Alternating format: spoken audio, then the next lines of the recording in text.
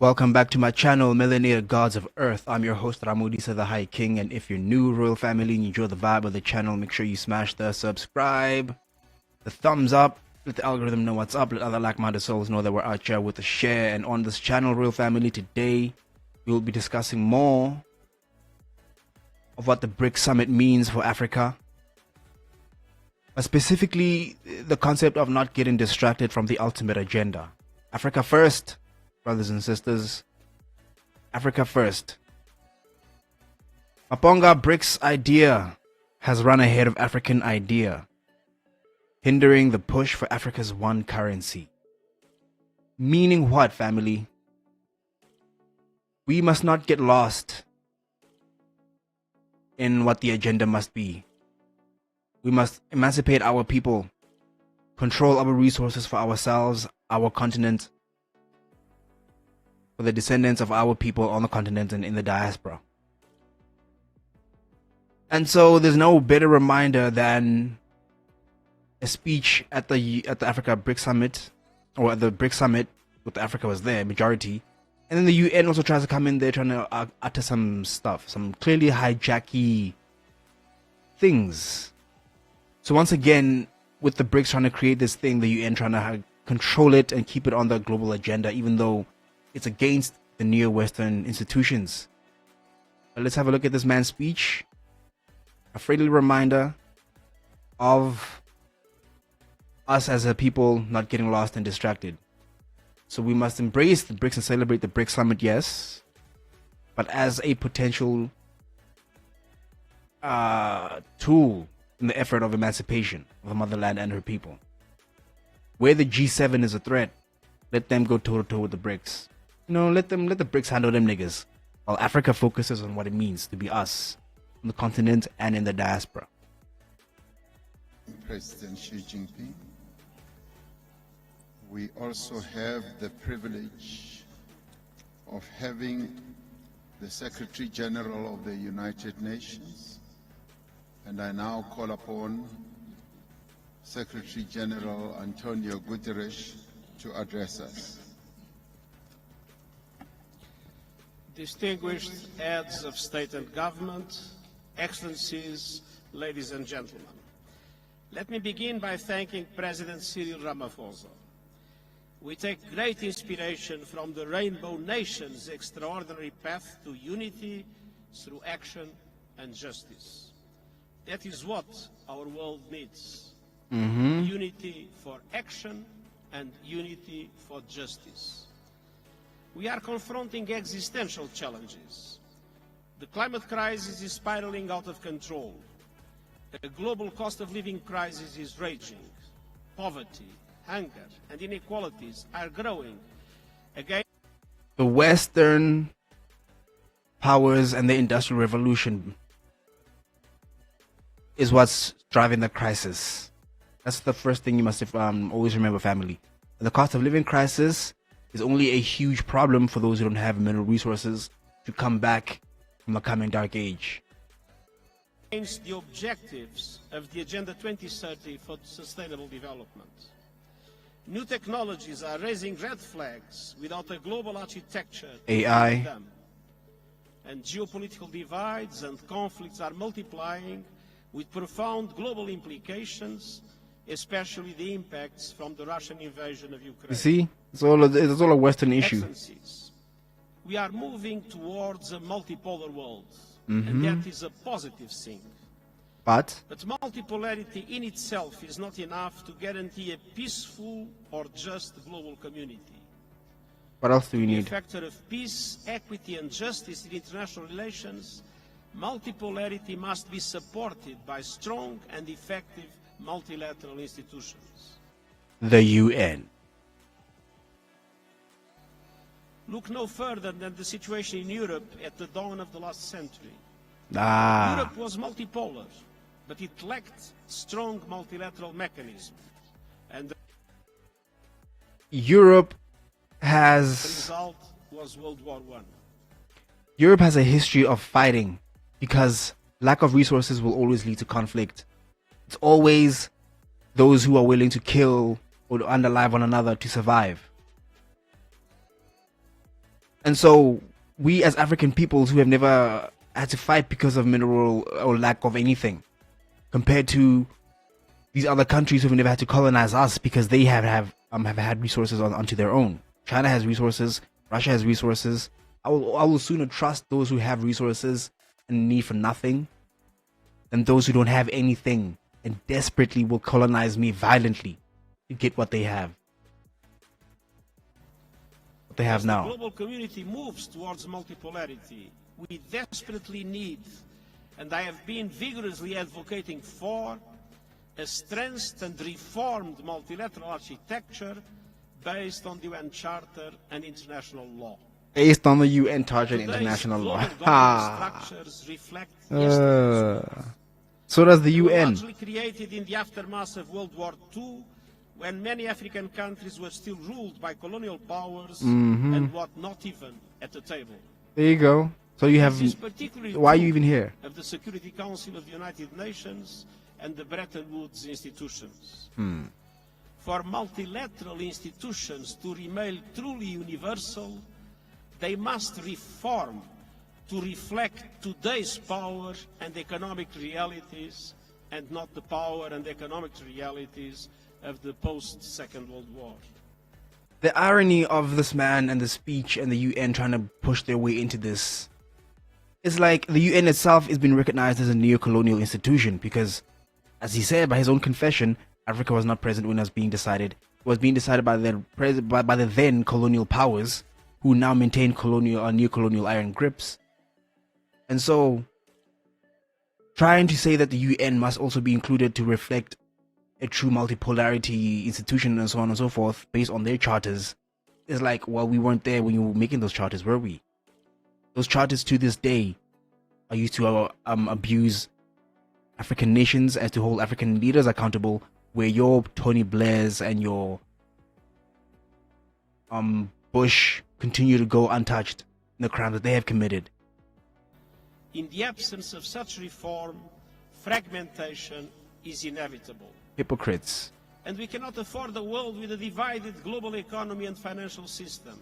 But that is the world. Strategies on technology, including artificial intelligence, and with conflicting security frameworks.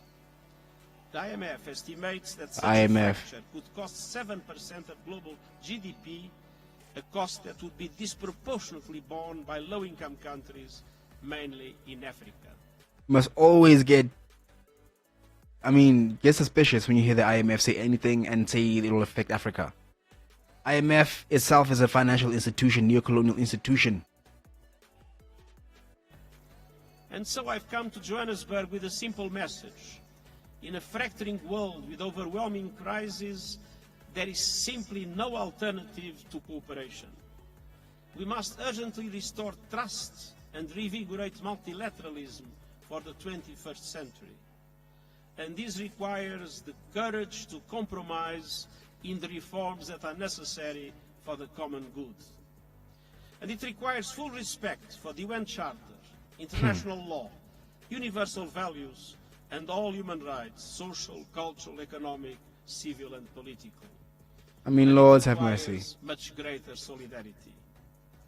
Of course, none of this is easy, but it is essential. And it is essential especially for Africa. The African continent, a historic victim of slavery and colonialism, continues to confront grave injustices. On average, African countries pay 4 times more for borrowing than the United States and 8 times more than the wealthiest European countries. And African countries accounts for just 4% of global greenhouse gas emissions, but it is an epicenter of climate chaos, suffering disproportionately impacts of climate change. And so looking ahead, I saw 2 priorities for action and justice. First, on the economic front. Redesigning today's outdated, dysfunctional and unfair global financial architecture is essential, but I know it won't happen overnight. Yet we can and must take practical action now. The Sustainable Development Goals stimulus I have proposed, an effective debt workout mechanism, and other steps necessary to multiply the resources available for developing countries are vital for sustainable development in Africa and to give options to African governments to support the development of their peoples. We must also drastically step up climate action and climate justice. I have put forward the Climate Solidarity Pact, in which developed countries provide financial and technical support to help emerging economies in Africa and beyond to promote an equitable and just transition to renewable energy.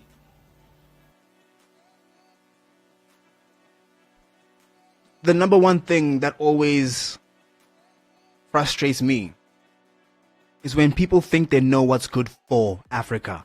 They tell themselves stories about what's going on in Africa, and Africa needs this, Africa needs that. Then they come up with ideas and institutions that end up causing more poverty, perpetuating poverty. The same people who created the neo-colonial institutions on the financial level, economics level, everything. So when they come up with policies for Africa, you have France, you have Europe, you have Germany, you have America, you have all these powers. Africans are never there when these conversations are being had. And ultimately, it maintains an iron grip resource control on them, on their end. Oh, Africa needs aid. But what? Long-term consequence? Aid dependency. And here we have what?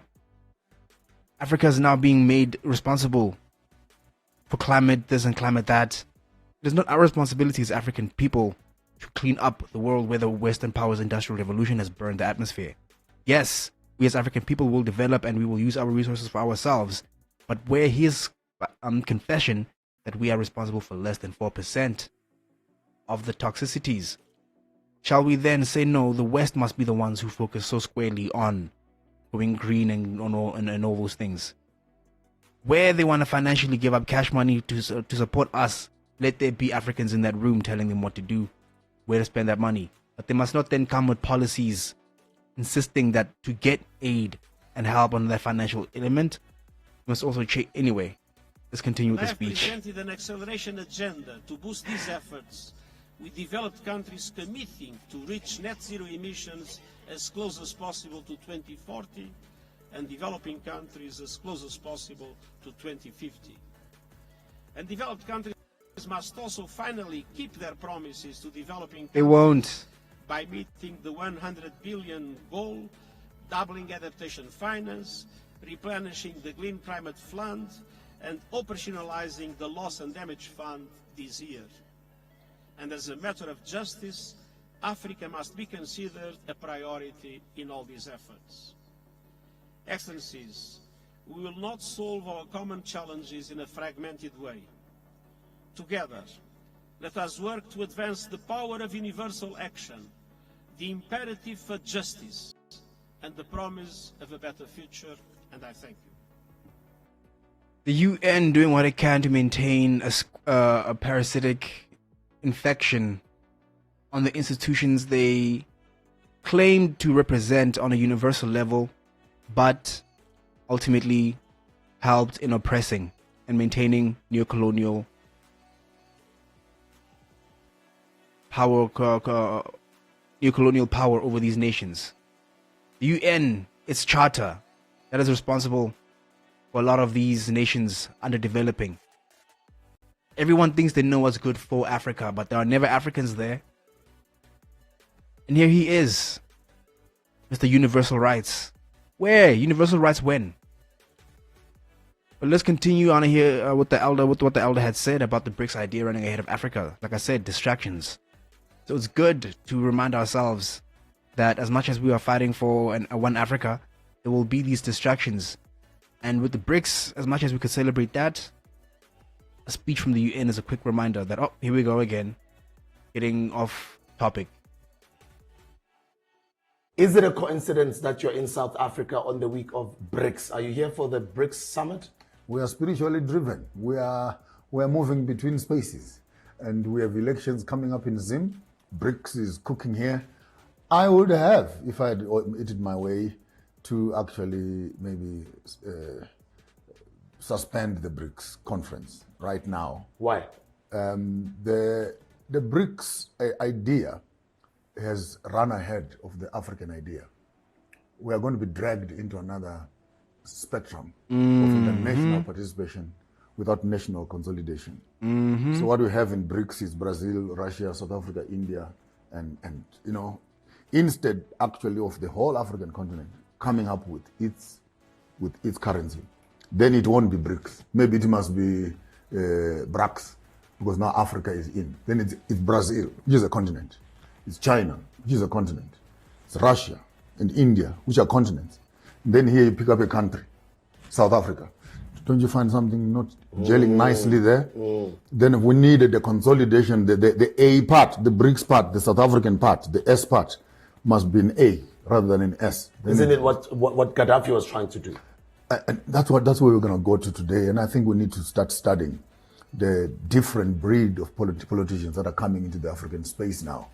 We had comrades who went to war to fight and etc. But I think their fighting lacked the economic, technological knowledge as to how are we going to take over the system, run it and manage it. And right now what we're having is a frustration of young people who are equally educated now in the system. But when they go to the political platform, it seems that there's a disjoint between a revolutionary leader who has become a puppet of the same system that he was fighting. And the young people are now coming in and saying, no, man, we need more. We cannot just be coming here as participants. We need to be, we cannot be referred to when presidents are talking the poorest of the poor, the indigent, the unbankable, the people are struggling. We're not struggling. Maybe what we need now is participation and ownership of the economy. Because I think that politics is a playfield of poor people. Real politics is economics. Those who determine the dollar, those who determine the rand, those who hold the money. Because every gunshot, someone is paying. Someone is in the bank, while Africa is sitting at a graveyard burying each other. America and France and Britain are sitting in the banks, calculating their spoils of war. And I think the young people are waking up. Though I am passionate enough for the next 5 years to make sure that their passion must not just become emotional. You know, we must change. We must just change. Remove everything. We don't care. You better care. Otherwise, you make the same mistakes the liberation heroes did. And that's right, family. The dollar, those who determine. To consider the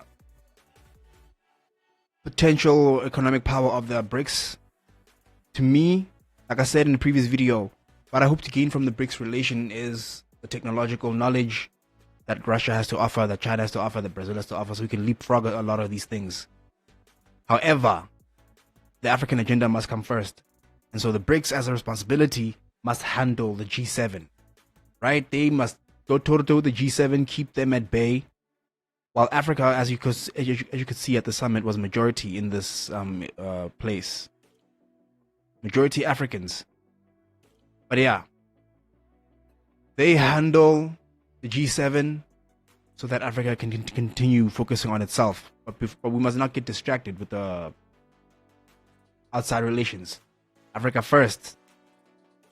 African currency, African mineral resources, African development, prosperity on the continent and in the diaspora. Let that be the message for the day, family. If you enjoy the video, smash the thumbs up. If you enjoy the vibe of the channel, smash the subscribe.